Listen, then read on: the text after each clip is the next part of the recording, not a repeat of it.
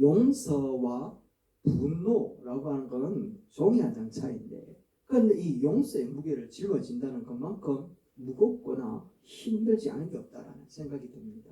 여러분, 마음에 용서라고 하는 생각이 들 때 마음이 어떻습니까? 결코 쉽지 않은 것 같아요. 오늘은 용서에 대해서 얘기를 할 겁니다. 용서라고 하는 것은 때가 있다라는 거죠. 아무 때나 용서를 하는 게 아니라는 거예요. 용서라고 하는 건 때가 있어서, 그래서 용서의 기회라고 하는 책도 굉장히 많이 나오고 있습니다. 예수님도 용서라고 하는 말을 굉장히 많이 하셨습니다. 오늘 본문에도 용서에 대한 부분을 두 번이나 얘기를 하고 있잖아요.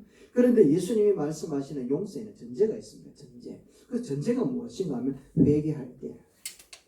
한번 따라합시다. 회개할 때 용서합시다. 그래, 회개할 때 용서해야지 된다는 게 성경에서 얘기를 하고 있다는 겁니다. 그래서 7번이라도 찾아와가지고 회개를 한다면 너는 용서해줘라. 그게 70번이라 할지라도 용서해줘라 라고 하는 전제를 하나님께서, 예수님께서 말씀하고 있다는 겁니다. 우리도 그런 것 같아요. 잘못했다 말을 하지 않고 그렇게 회개하지 않는 사람에게 우리가 먼저 하나님의 긍휼하심, 예수님의 그 긍휼하심 때문에 용서하는 마음을 가지고 그 사람에게 찾아갔을 때 나타나는 현상은 우리를 낭패로 이끄는 경우가 참 많이 있습니다. 네가 뭔데 나를 용서하노? 이렇게 나온단 말이죠. 적반하장으로 나올 때가 많습니다. 내가 너한테 무슨 잘못했는데? 너는 내가 잘못했다고 생각할지 모르지만 나는 정정당당하게 행동했다. 나는 잘못한 거 없다. 이렇게 나오는 경우들이 많이 있다는 겁니다. 그래서 상대방이 정말 잘못했다고 인정을 하고 회개할 때 그때 용서라고 하는 말이 나오는 게 당연하지 않겠나 이런 생각이 듭니다. 그래서 예수님께서도 용서할 때, 회개할 때 7번이라도 70번씩 찾아온다면 용서해줘라 라고 얘기를 하고 있는 거예요.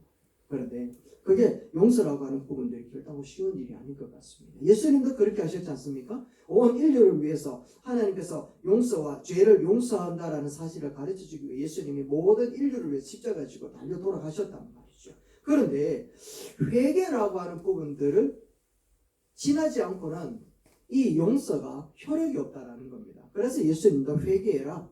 그래야면 천국이 너희 것이다 라고 말씀하고 있지 않습니까?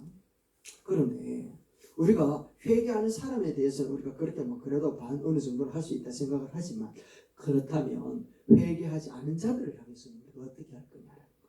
원한을 품고 원수로 생각하고 관계를 끊어버리고 완전히 우리는 관로 밖으로 생각을 하며 살아가야 될 것인가, 아니 원수처럼 대하면서 살아갈 것인가, 안 보면 살아갈 것인가, 이런 부분에 대해서 직면하게 된다는 겁니다. 그래서 오늘 성경 말씀에 보니까 예수님께서는 용서를 구할 때, 회개를 할 때 용서를 해야 되지만 용서를 구하지 않는 자들을 향해서 우리가 어떤 자세를 써야 되는 것인가, 또 그들을 향하여 그런 마음을 가질 때 하나님께서 어떤 은혜를 베푸시는가 하는 것을 우리에게 잘 가르쳐주고 있더라는 겁니다. 그래서 그렇다면 우리들에게 잘못을 인정하지 않고 또 저들이 회개하지 않는 상황 가운데 우리는 예수 믿는 사람으로서 그 사람들을 어떻게 대변해야 될 것인가, 어떤 자세로 서 있어야 할 것인가 하는 것을 오늘 우리가 말씀을 통하여 배울 수 있게 되기를 바랍니다. 여러분, 누가복음 6장 27절하고 28절입니다. 자, 이 말씀이 뭔가 하면 원수를 향하여 어떻게 해야 되는가 하면 선대해라.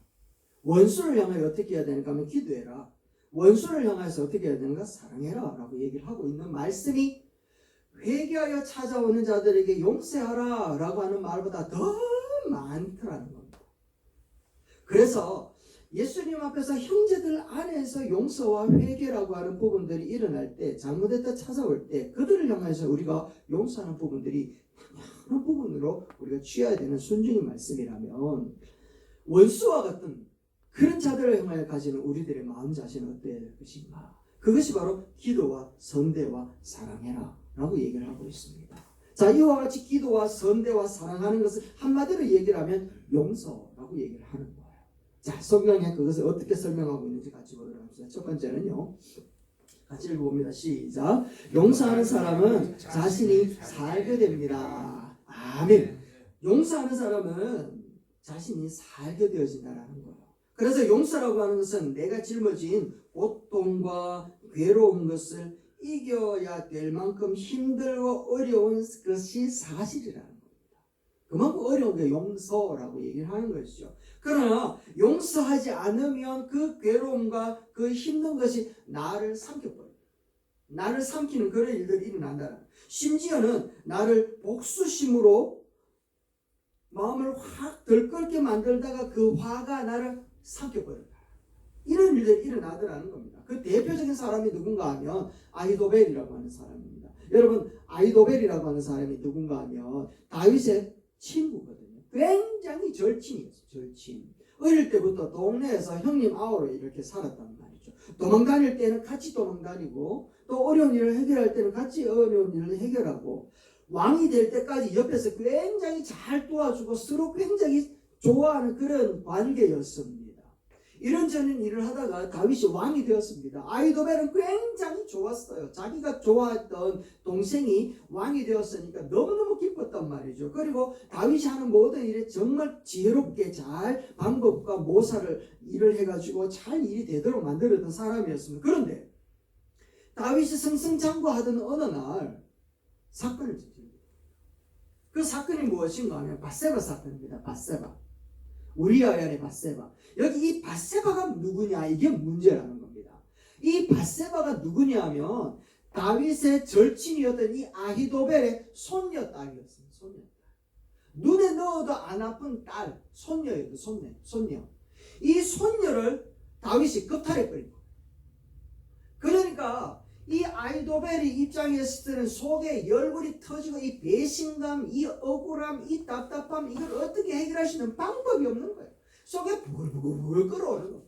그런데 그걸로 끝나는 것이 아니라 그 손녀딸의 남편 우리아도 전쟁에 보내가 죽여버리단 말이에요. 이게 다윗의 모습이었어요. 그러니까 아히도벨은 이 사건을 알고 여러분 어떤 심정이었겠습니까? 이거 미치고 활딱 막 뒤로 뒤집어지고 또 뒤집어져도 이거 갚을 방법이 없잖아요. 그런데 다윗이 어느 날 나단 선지자의 말을 듣고는 하나님 앞에 회개를 하기 시작합니다. 더 미치겠죠. 회개를 하는 거예요. 막 하나님 앞에 엎드려가지고 가슴을 찢으면서 베개에 눈물로 적시면서 하나님이여 정한 영을 내게 새롭게 하소서 막 간절히 기도하고 막 이렇게 하나님 앞에 부르짖고 있는 그런 가운데에 하나님께서 용서해 주셨지만 다윗이 저지른 죄에 대한 그 대가를 하나님 앞에 받을 수밖에 없잖아요. 그래서 그 이후에 다윗의 인생은 괴롭고 힘들고 어려운 일들이 계속 이루어지는 겁니다. 그 모든 상황을 누가 알았다고요? 아히도벨이라고 하는 이 사람이 보았거든요. 알았거든요. 저질렀던 그 죄로 인해 가지고 회개도 하고 가슴을 치면서 하나님 앞에 회개하고 하나님으로부터 징계도 받는 그 상황을 다 보았단 말이에요. 그런데 아히도벨은요 그 상황을 보면서도 다윗이 용서가 돼요. 그래서 다윗을 죽이기 위하여 이 아히도벨은 마음에 이 원한을 품습니다. 그래서 누구를 쓰는가 하면 압살롬을 써요. 압살롬이 반역을 일으킬 때에 옆에서 계속 부추겼던 사람이 누군가 하면 아히도벨이었습니다. 그래서 아버지 다윗을 그 왕자에서 내려서 도망가게 만들고 압살롬이 왕자에 탁 앉았을 때 아히도벨이 뭐라고 이야기하는가 하면 지금 쫓아가야 다윗을 죽일 수 있습니다. 내한테 군사 한 1000명만 주시면 지금 쫓아가서 다윗만 죽이고 돌아오겠습니다. 이렇게 얘기합니다. 그리고는 다윗이 그러니까 너가 아버지 다윗의 처와 후궁들을 백주 대낮에 본 백성들이 보도록 보는 가운데서 그들을 겁탈해 버리십시오. 라고 이렇게 얘기까지 했어요. 어마어마하지 않습니까? 그런데 하나님은 어떤 분이셨는가 하면 회개하는 자의 하나님이었던 거예요. 이 아히도벨이 그 압살롬이 그래 알았습니다 라고 한마디만 했으면 다윗은 그 자리에서 죽을 수밖에 없었대요. 그런데 참 하나님의 역사하심은 이 아히도벨의 그런 모략을 그 자리에서 딱 스탑시키고 이루어지지 않게 만듭니다. 결국에는 이 아히도벨이 계략이 무산되어졌다는 사실을 알고는요 압살롬 곁에서 고향으로 내려가가지고 그 분을 이기지 못하고 견디지 못하고 감당하지 못해가지고 목매달아 자살해버려요. 성경 보세요. 시작. 아히도벨이 자기 계략이 시행되지 못함을 보고 나귀의 안장을 지우고 일어나 고향으로 돌아가 자기 집에 이르러 집을 정리하고 스스로 죽음에 그의 조상의 묘에 장사됩니다. 아멘. 얼마나 화가 났는지 대충 우리는 충분히 이해는 됩니다. 그죠? 그렇지만 다윗이 그렇게 회개하고 죄로 인해서 고통받는 시간을 옆에서 봤잖아요. 그렇다면 마음의 용납은 되지 않았다 할지라도 그의 회개하는 소리에 용서할 제스처를 취할 수 있어야 된다는 겁니다. 그랬더라면 이 아이도벨은 이렇게 비극적인 인생의 결론을 맞이하지 않았을 거라는 거죠. 참 안타까운 겁니다. 그래서 아이도벨은 다윗을 용서하지 못함으로 이 아이도벨의 인생은 복수의 인생, 쓸쓸한 인생, 한이 맺힌 인생, 목매와 자살한 인생으로 성경에 딱 기록하여 놓고 있더라는 것이지요. 용서라고 하는 무게가 죽음을 이겨낼 정도로 엄청나게 무겁지만 용서는 나를 살게 하는 통로라는 겁니다. 그런데 다윗은요, 엄청난 인생을 살았잖아요. 파란만장한 인생을 살게 되어집니다. 사울에게 쫓겨가지고 때로는 인생의 코너에 몰리게 되고 굴 속에 들어가서 앞날이 막막해서 어쩔 수 없는 상황이 벌어졌는데 다윗은요, 그의 삶 속에서 그일라라고 하는 동네 사람들이 블레셋 사람에게 공격을 당해가지고 거의 죽을 상황에 이르렀다는 소식을 듣습니다. 그래서 다윗이 군사를 모아가지고 자기도 죽을 판인데 그 그일라 사람의 마을을 찾아 들어가서 블레셋을 물리치고는 그 마을을 보호해줘요. 그래서 이 마을의 사람들하고 다윗의 사람들하고 같이 어울려 살면 되겠다는 생각이 마음은 부드럽겠죠. 그런데 사울이라고 하는 왕이 그일라 사람들한테 사신을 보내가지고 하는 말이 우리가 너 동네에 다윗이라고 하는 사람이 와 있다는 사실을 알았다. 그러니까 살만한 돈을 줄 테니까 다윗을 넘겨라. 이렇게 얘기를 했단 말이에요. 그러니까 다윗의 입장에서는 블레셋으로부터 보호하고 지켜줬으니까 그일라 사람은 그래도 배신하지 않을 거야. 의리를 지킬 거라 생각을 했는데 그럴 리가 있겠습니까? 보세요. 23장 12절 시작. 다윗이 이르되 그일라 사람이 나와 내 사람들을 사울의 손에 넘기겠나이까 하니 여호와께서 이르시되 그들이 너를 넘기리라 하신지라. 그일라 사람들은요, 이 다윗이 생각했던 그 의의를 조금도 찾아볼 수 없었던 거예요. 그래 돈 얼마 받고 사울에게 넘기려고 작정을 해놓고 있었던 거예요. 그때 다윗이 뭐 했다고요? 하나님 앞에 기도했다. 그러니까 하나님이 그일라 사람들이 너희를 내어줄 거라고 가르쳐 줍니다. 여러분 심정이면 어떻겠습니까? 이 녀석들 봐라. 원수를 뭐로 갚았다? 죄송합니다. 은혜를 뭐로 갚았다? 은혜를 원하는 원수로 갚았다. 이런 뜻이잖아요. 자, 이런 부분들이 되는 겁니다. 그래서 칼 들고 가가 그일라 사람들을 쓱싹쓱싹 안 했겠습니까? 그런데요, 용서하는 다윗의 모습을 보여줍니다. 같이 읽어봅시다. 시작. 다윗과 그의 사람 600명 가량 일어나 그일라를 떠나서 갈 수 있는 곳으로 갔더니 다윗이 그일라에서 피한 것을 어떤 사람이 사울에게 말하면 사울이 가기를 거쳤다. 아멘. 다윗이 용서하고서 떠나는 거야. 이렇게 은혜를 원수로 갚냐? 이래 되는 게 아니라 그들을 향하여 하나님 앞에 기도하고 그들을 착한 마음으로 선대하며 자기 발걸음을 돌리는 와, 위대하지 않습니까? 그래서 쫓겨가는 다윗이지만 변명할 수도 있고 말대꾸할 수도 있는 그런 상황이었음에도 불구하고 참을 수 있었던 거예요. 용서할 수 있었던 거예요. 하나님 앞에 기도하고. 또 한 번 더 있었습니다. 왕권을 강화하는 가운데 압살롬의 반역 때문에, 아히도벨의 반역 때문에 그 자리에서 쫓겨가는데 시므이라고 하는 사람이요, 벌떡 일어나서 쫓겨가는 다윗을 향하여 모래를 던지면서 온갖 비방을 당하는 거예요. 이 다윗이 그러니까 사울 왕을 쫓아내고 왕이 되더니 네 꼴이 그렇게 되는 게 하나님의 뜻이다. 네가 왕이 된 것은 하나님의 뜻이 아니다 하면서 막 욕의 욕을 다 하는 겁니다. 그런 용을 다 받고서 쫓겨가는 다윗이 변명 한마디 하지 않고 그대로 쫓겨갔다가 시간이 지나고 난 다음에 하나님의 은혜로 왕궁으로 다시 돌아와요. 그래서 곁에 있었던 군대 장군 아비새가 칼을 들고 와가지고 왕이시여 당신을 조롱하고 비방하고 저주할 때 심의 자 가만히 놔둬가 되겠습니까? 나를 보내시면 처단해 버리겠습니다. 라고 얘기를 했습니다. 그러니까 다윗이 뭐라고 얘기하는 건 이렇게 얘기합니다. 같이 읽어볼까? 시작. 다윗이 아비새와 모든 신하들에게 이르되 내 몸에서 난 아들도 내 생명을 해하려 하거든. 하물며 이 베냐민 사람이랴 여호와께서 그에게 명령하는 것이니 그가 저주하게 버려 두라. 다윗이 하나님 앞에 자기의 입장이 어떤 자인지 너무나도 잘 알았던 거예요. 그래서 하나님의 심정으로 자기를 저주하고 있는 시므이를 향하여 용서를 할 수 있는 부분들을 우리에게 보여줍니다. 자, 여러분, 시므이는 다윗한테 회개를 했나요, 안 했나요? 안 했죠.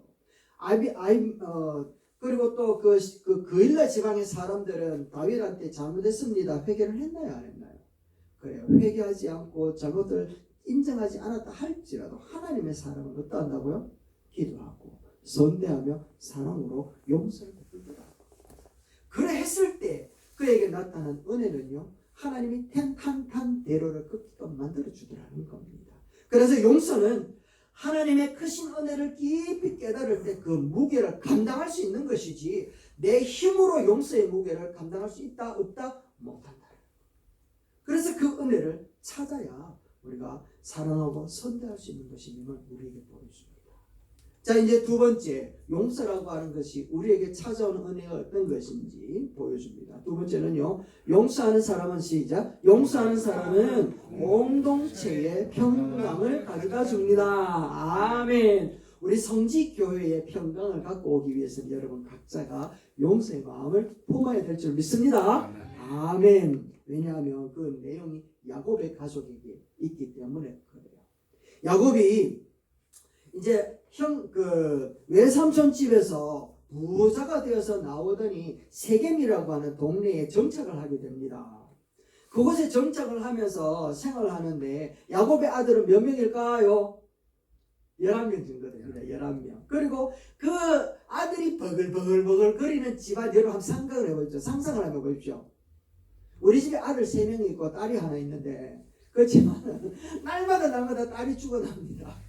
그 아들들이 모여 11명이나 있는 집안에 딸이 하나 있습니다. 딸. 그 딸이 디나라고 하는 딸인데 얼마나 사랑을 받고 얼마나 귀하게 여김을 받고 얼마나 포시럽게 살아겠습니까? 그런데 그도 얼마나 아름다운지요. 그러니까 이 딸, 막내딸, 이 딸은요 너무너무 사랑을 받는 딸이었습니다. 그런데 그 동네에 친구들하고 마을에 갔다가 그만 그 동네 추장의 아들에게 겁탈을 당했고 그런 일이 벌어졌어요. 그러면 여러분이라면 어떤 심정이겠습니까? 야곱이 그 이야기를 들었어요. 그리고 그 오빠들이 들었어요. 이거를 감당할 수 있는 방법이 없는 거예요. 이걸 어떻게 갚아야 될까? 어떻게 이것을 풀어야 될까? 도저히 이해할 수 없는, 도저히 내게 왜 이런 일이? 라고 하는 상황이 벌어졌을 때에 세겜의 주장하고 그 아들이 야곱의 집에 찾아옵니다. 그래서 자기 아들이 왜 이런 일이 벌어졌는지에 대해서 야곱한테 무릎을 꿇고 회개를 하거든요. 잘못했다. 디나가 너무 이뻐가지고 이 녀석이 술 한잔 마실 때만 정신이 호가닥 가버렸어. 그래 됐다. 그러던 거 이제 웃자기는 우리 결혼하자. 결혼시켜주고 책임질게 이렇게 얘기되는 거예요. 그런 이야기를 들었을 때 야곱 같은 경우에는 얼마나 고민 많이 했겠습니까? 그거 안 된다 이야기를 하면 디나 데리고 어떻게 살까 앞으로 이런 고민도 많이 했겠죠. 그래가지고 용서를 합니다. 그래 알았습니다. 그런데 오빠들은 용서했다 안 했다? 안 하는 거예요. 용서 안 하면요. 그러면 당신 아들하고 우리 동생하고 결혼시키려고 하면 그 이방인하고 결혼할 수 없으니까 하나님의 사람들은 다 할례한다. 포경수술한다 이 말이거든. 그래라. 그러니까 이 세겜 사람들은 좋아가지고 알았다. 그러면서 할례를 다 해요. 그날 저녁에 아파서 누워있는데 그날 저녁에 오빠들이 그 분을 참지 못하고 칼을 들고 와가지고 그 남자들을 다 죽여버린 거예요. 와 얼마나 그 분통이 컸는지. 용서라고 하는 그 무게는 이런 분통, 이 분노를 짊어지는 무게를 갖고 있는 게 용서잖아요. 그래서 그걸 짊어지지 못하니까 그 처단이 나타난 거예요. 그래서 이 사건과 상황을 야곱이 듣고는 뭐라고 얘기를 하는가 하면 이렇게 얘기합니다. 네, 시작. 야곱이 시몬과 레위에게 이르되 너희가 내게 화를 끼쳐서 나로 하여금 이 땅의 주민에게 악취를 내게 하였도다. 나는 수가 적은즉 그들이 모여서 나를 치고 나를 죽이리니 그러면 나와 내 집이 멸망하리라. 이런 일이 된 거야. 이제 야곱이 할례를 하면 결혼시켜 주겠다 이야기를 했는데 남자들을 다 죽여버리니까 그 주변에 있었던 사람들은 야곱의 집안에 있는 저 사람들 전부 다 뭐하는 집단이다? 거짓말하는 집단이다. 이렇게 된 거야. 그러니까 안 그래도 저 동네에서는 이방인인데 거짓말해. 그리고 자기가 잠깐 친하게 생겼던 남자들 다 죽여서 가만히 놔두겠냐. 완전히 일어나가지고 그들 죽이려고 하는 그런 상황이 벌어진 거야. 그러니까 야곱이 하는 말이 큰일 났다. 우리 여기 있다 죽겠다 이래 된 거야. 용서라고 하는 부분들을 하지 않음으로 인하여 이 가정에 찾아온 위기 어마어마한 부분이에요. 그런데 용서라고 하는 부분들을 감당함으로 공동체에 평안이 찾아오게 만든 사람이 있는데 누군가 하면 요셉입니다. 요셉이 총리가 되었어요. 형제들에게 팔려가가지고 난 다음에 총리가 되었어요.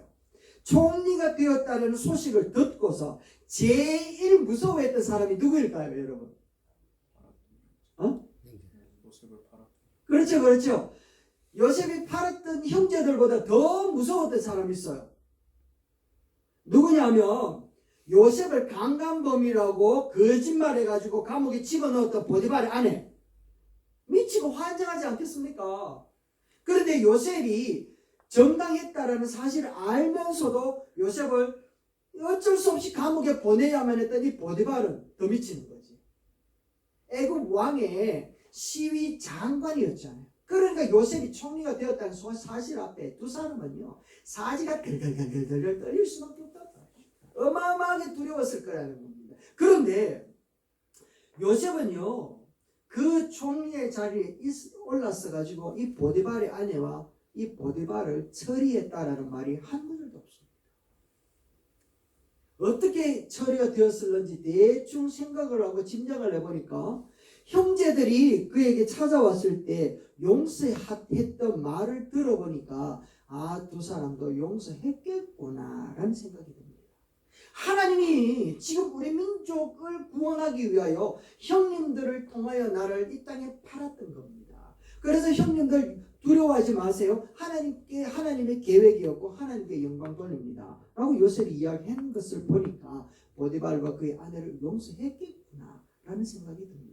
만약에 그가 칼을 들고서 보디발을 죽여라, 그의 아내를 처단해라 라고 이야기를 하면서 적폐는 청산해야 됩니다 라고 하면서 적폐 청산을 드러냈더라면 애굽의 왕이 자기 옆에서 자기 옆에서 보호했던 시위 장관을 믿고 의지했는데 그런 부패가 눈에 띄었다. 어떤 일이 벌어졌을까요?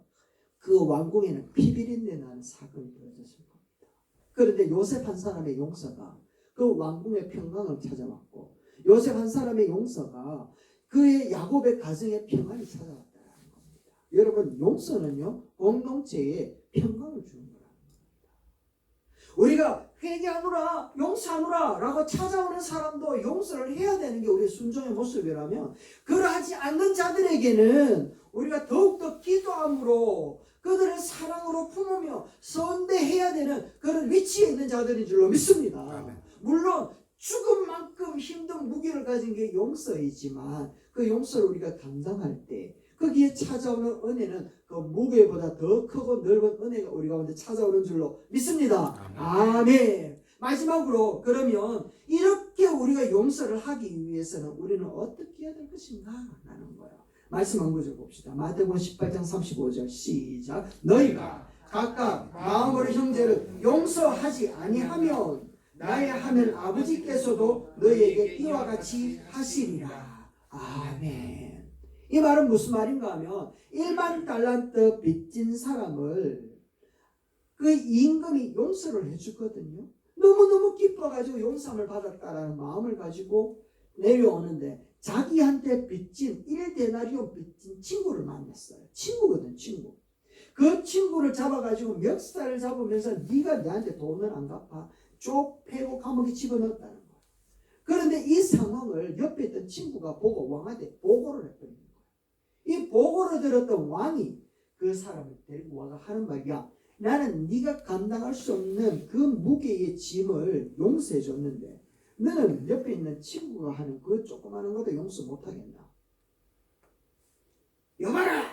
저 녀석을 붙잡아서 감옥에 집어넣어라. 그리고 자기가 빚진 거 딱 갚을 때까지 나오지 못하게 해라. 라고 얘기를 했어요. 평생 감옥에 썩을 때까지 나오지 못했어요. 못 갚으니까. 그러면서 주셨던 말씀이 이 말씀이거든요. 이 말씀은 다시 이야기를 하면 우리가 하나님 앞에 용서함을 받았던 그 모든 허물과 죄에 대하여 감격과 은혜로 살아가고 나를 용서해 주신 하나님 앞에 너무너무 기쁘게 살아가는 우리들의 모습인데 내게 일어나는 작은 것을 용서하지 못하면 우리 주인 되신 하나님이 나를 딱 불러가지고 내가 네한테 용서해 줬는 거 다시 한 번 더 생각해 봐야 되겠다. 이 말하고 똑같단 말이야. 무섭죠? 이 말이 결코 쉬운 일이 쉬운 말이 아니라는 거예요.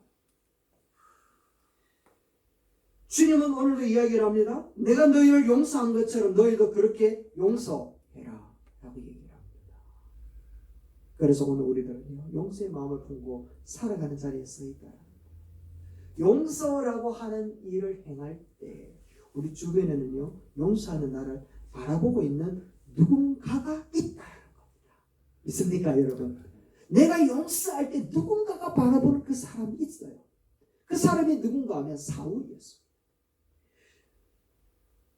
스데반이 돌에 맞아 죽어갈 때 그 돌을 던지는 사람을 향하여 아버지여 저들이 자기의 죄를 알지 못하고 저지르나이다 저들을 용서하옵소서 라고 외치는 소리를 누군가의 무리들 속에 바울이라고 하는 사울이 보고 있었거든요. 그리고 들은 거예요. 저 사람이 과연 누구간데? 저 사람이 믿고 있는 예수는 과연 누구간데? 저 원수 같은 자를 용서하는가? 라고 하다가 다메섹에서 예수 만나 귀하고 귀한 인물로 쓰임받았다는 겁니다. 뿐만 아니라 바울이 복음을 전하다가 돌에 맞아 죽어가는 그 상황 가운데서도 무리들을 향하여서 복음을 전하는 것을 멈추지 않았던 그 바울은 그 무리를 향하여 용서하고 끝까지 복음을 전하는 그 무리 앞에 누가 서 있었는가 하면 디모데가 서 있었습니다.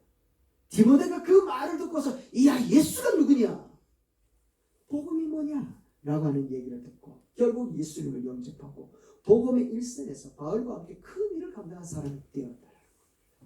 우리가 용서할 때 누군가가 나를 바라보고 있는 사람이 있다라고 하는 그 마음을 가지고 나를 용서하신 주님이 그 큰 용서를 베풀었는데 라고 하는 그 은혜를 우리가 마음으로 품을 때 감히 감당할 수 없는 일이지만 우리는 용서라고 하는 제스처를 취할 수 있지 않겠나. 그리고 하나님은 용서하는 자에게 주시는 하나님의 평강이 얼마나 큰지 우리가 용서함으로 어금니를 꽉 깨물었던 그 큰 원함보다 큰 기쁨의 모습으로 우리에게 더하여 주실 줄로 믿습니다. 아멘. 결론입니다.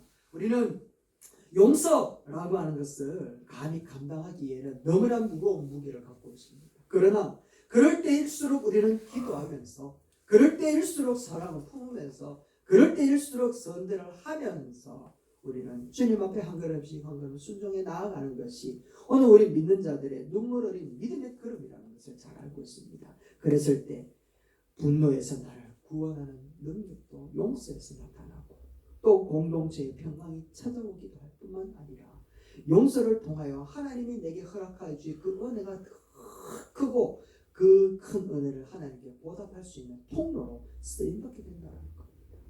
그래야 용서함으로 하나님 앞에 영광을 돌려드리는 그런 귀한 한 날이 되기를 주의 이름으로 축원합니다. 기도하겠습니다.